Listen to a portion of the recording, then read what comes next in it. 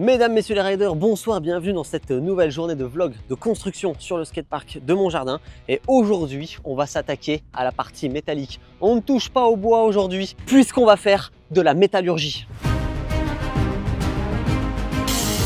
Là, j'ai fait mes petites découpes. On vient mettre ça comme ça. Là, on était super bien parti pour faire notre plateforme. Oh, ça fait vraiment peur. Mauvaise idée. Je crois que les travaux vont s'arrêter là pour aujourd'hui. On n'a pas avancé aussi rapidement qu'on l'espérait.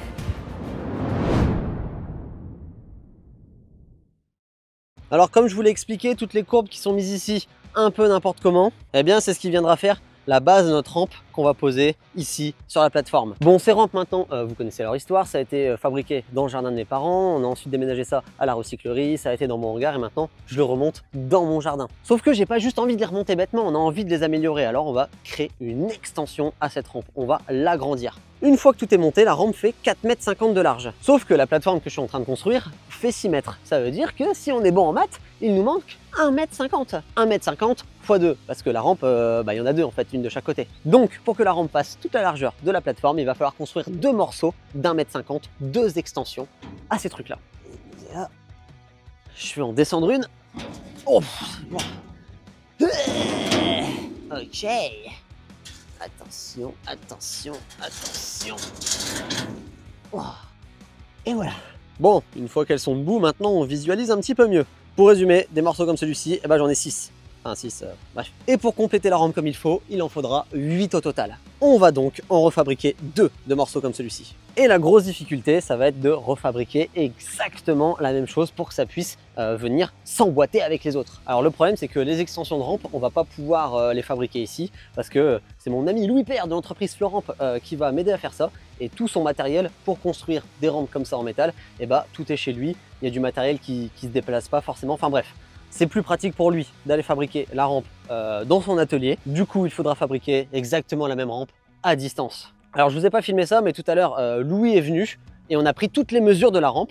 Et on a également pris un tube en métal qu'on a tordu exactement comme celui-ci. Parce que ce qui va déterminer toute la courbure de la rampe, c'est forcément le tube courbé de la rampe, quoi. C'est pas très compliqué de fabriquer des skateparks au final. Donc bref, on a tout mesuré en haut, en bas, sur les côtés. On a pris un tube, on l'a tordu exactement pareil que celui-ci. Et maintenant, on se donne rendez-vous à l'atelier de Louis pour aller fabriquer les extensions. Les amis, avant d'aller chez Louis pour attaquer la partie métallique de notre construction, je voulais vous dire que demain, je serai à Fort-Mahon-Plage pour un événement dont les informations s'affichent juste ici sur le nouveau skatepark de Fort-Mahon. J'ai été invité à cet événement pour tester le nouveau skatepark, vous faire des démonstrations, vous rencontrer et poser un stand avec ma boutique en ligne. Enfin, du coup, ce sera plus une boutique en ligne vu que ce sera un stand sur place physique, mais vous avez compris. Donc bref, rendez-vous demain au skatepark de Fort-Mahon.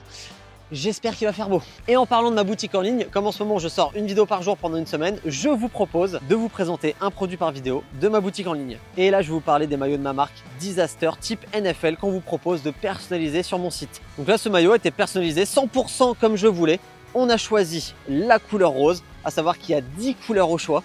Au niveau du numéro, moi j'ai choisi 21, mais ça c'est pareil, vous pouvez choisir ce que vous voulez dans une limite de 0 à 9 999, sachant que pour une question d'esthétique, en tout cas c'est mes goûts et mes couleurs, personnellement je préfère quand il y a comme ça que 2 numéros. Je trouve que quand on en met 4, esthétiquement, c'est moins joli que là. Après j'ai déjà eu beaucoup de commandes de personnes qui mettaient leur année de naissance, mais ça c'est le principe de faire un maillot personnalisé, vous mettez ce que vous voulez. Ensuite, au-dessus du numéro, là on a marqué Cantno. Encore une fois, vous mettez ce que vous voulez, vous n'êtes pas obligé de mettre votre nom ou votre prénom. Là, c'était juste pour la démonstration. Vous pouvez faire un mélange de lettres et de chiffres. C'est vous qui voyez. Pour résumer, 10 couleurs au choix, le numéro que vous voulez, vous écrivez ce que vous voulez dans le dos. Le numéro, il apparaît aussi devant, évidemment. Bon, par contre, comme c'est des maillots personnalisés, on envoie des commandes groupées à notre usine. Donc, il y a au minimum 3 semaines d'attente pour les recevoir. Merci à tous ceux qui iront faire un petit tour sur ma boutique en ligne. C'est en partie grâce à ça que je peux faire des constructions comme je vous montre aujourd'hui en vidéo. Vous avez le lien de mon site qui est juste là, qui est dans la description. J'essaie de pas trop parler de mon site parce que je sais que ça intéresse pas forcément tout le monde, ça j'en ai bien conscience, mais moi ça fait aussi partie de ce que je fais, comme je dis, c'est grâce à mon site en partie que je peux faire tout ça aujourd'hui. Et puis ça me fait plaisir de parler de ma petite entreprise. Bon allez, c'est bon, on arrête de parler de ça, on va continuer cette construction. Nous voilà arrivés dans l'atelier du crime. Bon alors lui il est déjà au boulot, faut pas le déranger quand c'est comme ça parce que sinon... Mais j'ai même pas eu le temps d'arriver qu'il y a déjà une rampe qui est quasiment terminée. Alors comme d'habitude, récupération oblige, voilà ce qu'il va faire. La base de la rampe. Paf. Alors ces petits tubes, Ils ne vous disent peut-être rien, mais vous les avez forcément déjà vus sur cette chaîne. C'est du coup de la récupération, de récupération, de récupération. Parce que ça vient d'une rampe qui était à Paris, ensuite c'était stocké à Compiègne. J'ai remonté la méga rampe sur mon ancien terrain, on l'a démonté. Louis a récupéré toute la ferraille, et maintenant cette ferraille là on s'en sert pour faire des nouvelles rampes. Bon, pas une méga rampe, hein, vous l'avez compris. Et c'est là qu'on voit que ces cintres de rampe, ils ont servi quand même beaucoup de fois. Regardez tous les trous qu'il y a dedans. Ça laisse imaginer le nombre de couches de plaquage qu'il y a eu tout au long de sa vie. Ça va Louis? Ouais, ça va, super.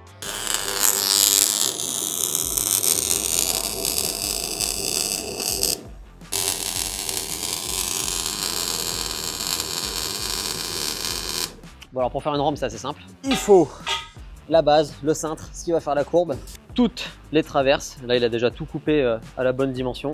Et ça, du tube. J'avais récupéré ça il y a quelques temps. Je savais que ça allait servir un jour. Et il se trouve que ce tube que j'ai récupéré, c'est pile poil la bonne dimension. C'est pile poil la même taille que le coping de l'autre rampe. Donc on va se servir de celui-là. Alors avec ces tubes là, on fait les traverses et les pieds de la rampe. Les pieds de la rampe, les voici. Et une fois terminé, ça ressemble déjà à ça. Je sais pas comment il fait pour pas se brûler les pattes. Rien que je me prends 2-3 étincelles sur les mollets, je gambade tellement ça pique. Et lui, il prend des douches de ça. Monsieur Louis Père de l'entreprise Florent, comment allez-vous? Super, merci. Bon alors, pas de gants aujourd'hui. Ouais, avec la chaleur, je préfère respirer des mains. Après, je fais gaffe, c'est pas des soudures non plus très fortes. Ouais, si je fais gaffe où je pose les mains, ça passe. Qu'est-ce que tu me racontais là par rapport aux autres protections? Ouais, on pourrait pas souder torse nu parce que l'arc, ça crée de la lumière et du coup des UV comme le soleil. Déjà, tu te brûles la peau et en plus, ça pourrait peut-être aller plus loin, même l'intérieur du corps. Je pense pas qu'il aimerait. Ceux qui soudent longtemps, ils ont carrément des tabliers de cuir, pas que ça passe à travers. Et on m'a parlé aussi que même au niveau des testicules, pas trop bon, ceux qui soudent longtemps. Ah ouais, genre avec les... Enfin, genre ça fait des... Comment dire ça, avec les UV, ça peut passer à travers et à force, ça peut rendre stérile. Ouais, c'est ce que j'ai entendu des anciens soudeurs, j'ai pas confirmation. Ouais, mais dans le doute, se protéger quoi. Ouais, surtout si tu es en établi, vu que c'est pile à la hauteur de l'entrejambe. Ah ouais, ok. Ouais. Les mecs qui feraient que souder en établi tout le temps à la même hauteur. Ouais. C'est là que tu prendrais le plus, que vu que tu as ta poignée à l'endroit de l'entrejambe. Et du coup, tu as pris des précautions? Moi, ouais, si je suis à mon atelier à souder longtemps, je mets le tablier de cuir. Ah ok, ouais.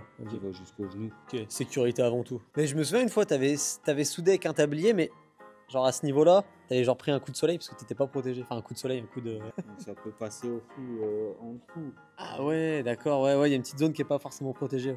Les EPI, pensez à vos EPI. Maintenant, on va intégrer la courbe au pied. Sauf que pour intégrer, on va pas le souder comme ça sur le côté. Louis va nous faire un joli petit truc.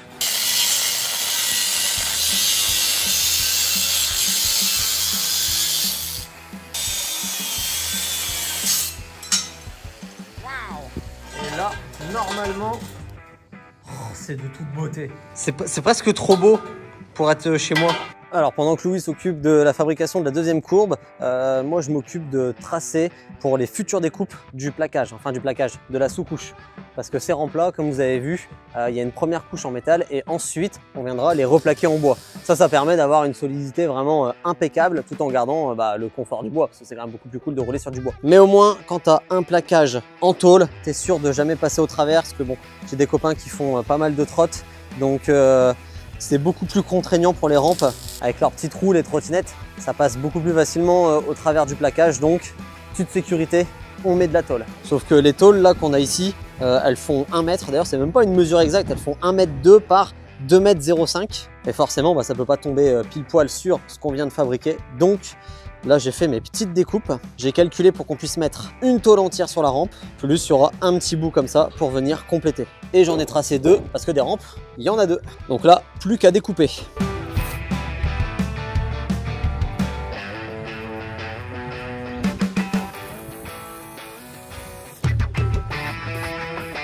Alors, dernière étape de soudure avant l'installation du plaquage sur la rampe, l'installation du coping. Alors le coping, il faut vraiment bien le mettre parce que après il va y avoir du coup 2 couches de plaquage, c'est-à-dire la tôle. La tôle, ça fait combien? Ça fait genre 3 mm, chose comme ça, 2-3. Plus après il y a 1 cm de plaquage en bois qui vient par-dessus.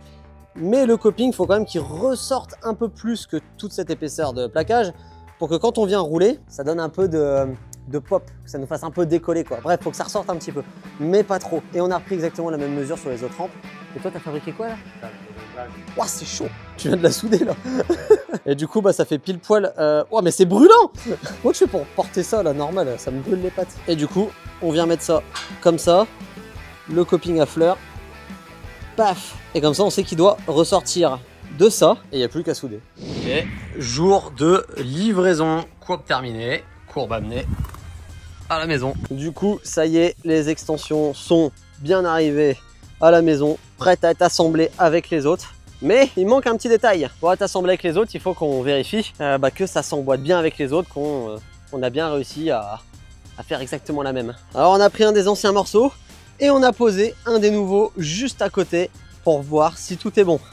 Alors bon, là, il y a un léger décalage, mais bon, c'est rien, ça doit être dû au sol parce que nos mesures normalement sont bonnes. Et quand on regarde ici, paf, on voit que c'est exactement les mêmes. Bon, il y a un petit décalage en bas, mais pareil, hein, c'est dû au sol. Si là j'appuie, c'est aligné, on est tout bon. Quand on regarde de côté, non, vraiment c'est nickel. Hein. Et le décalage en bas, je vous dis, c'est juste dû au sol, là, au petit caillou, enfin c'est rien. En dessous, pareil, tout se suit parfaitement. On est vraiment à l'identique. On n'a pas essayé avec l'autre de voir ce que ça donnait, mais normalement, on va être bon quoi. Donc là, on va vraiment avoir une rampe qui est super grande, 6 mètres de large de chaque côté. Donc en tout, on a 12 mètres de rampe. Ah oui, et du coup, pour aller faire le plaquage de toutes ces rampes, j'ai dû aller racheter du contreplaqué. Donc déjà, on a tout ça. Et le plus gros problème, c'est que la rampe, c'est une construction en extérieur. Qui dit construction en extérieur dit contreplaqué spécialisé pour l'extérieur, donc forcément c'est du bois un peu plus cher. J'ai dû en racheter. Ça, c'est un stock de bois que j'ai récupéré de mon ancien terrain. Il y en avait pas mal, mais pas suffisamment pour plaquer toute la rampe. Alors j'ai dû en racheter. Regardez-moi ce contreplaqué filmé antidérapant tout neuf. Et là, normalement, avec tout le stock qu'on a là, on aura assez pour plaquer toutes les courbes. C'est assez cher ce contreplaqué là, mais vraiment, si vous construisez des rampes en extérieur, je vous conseille de prendre ça. C'est un investissement qui, pour moi, vaut le coup parce que contrairement à une plaque de contreplaqué classique qui va peut-être durer 1 an ou 2 dehors et qui va prendre l'humidité, ça, si vous prenez le bon, ça va durer des années et vous en aurez pour votre argent. Voilà, c'était mon petit conseil d'ailleurs. Est-ce que ça vous intéresserait que je fasse une vidéo qui résume le coût total des travaux? Genre on reprend vraiment pièce par pièce, morceau de bois par morceau de bois, vis par vis et on fait le calcul total de combien cette rampe elle a coûté. Dites-moi si c'est une vidéo qui vous intéresse. Si oui, on casera ça dans cette petite semaine de vlog. Maintenant, il va falloir aller assembler tout ça sur notre plateforme. Mais ça, ce sera dans le prochain épisode. Alors moi, je vous dis à demain pour continuer cette petite série de vlogs sur les travaux du skatepark dans mon jardin. Du coup, mesdames, messieurs les riders, je vous dis à demain pour de nouvelles constructions. Salut tout le monde.